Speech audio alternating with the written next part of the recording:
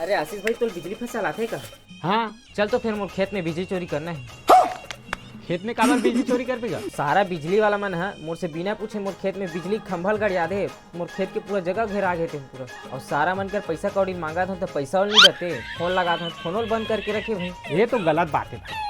तोर खेत में अगर खंभा गाड़े है तो पैसा कौड़ी देना रिस न मल्ला। हाँ ना रोहित तो कहा था महू, चल ना सारा मन के हेकड़ी निकालू, मोर खेत में बिजली खींच के ले गए है ना, वही में मोर बोर घलो हवा फ्री में लाइन खींच के चलाऊ ना, तब मोर पैसा वसूलाही।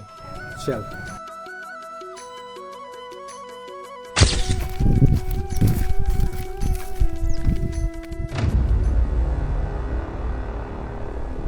कहाँ है खंभा का?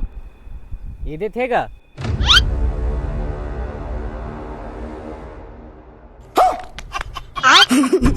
ई खंभा खींच तो बन बोर बल्लाई। जी देखने सारा विटामिन बिना पूछे मोर खेत में गड़ी आधे खंभल।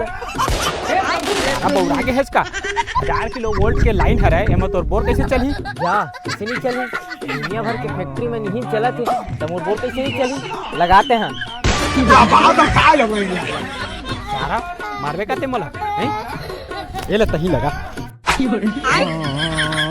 ये तो सोचा रहे साला नान तुम खंभा हुई की के ये तो साला टावर के लाइन ला चोरा हूं की जमट सारा।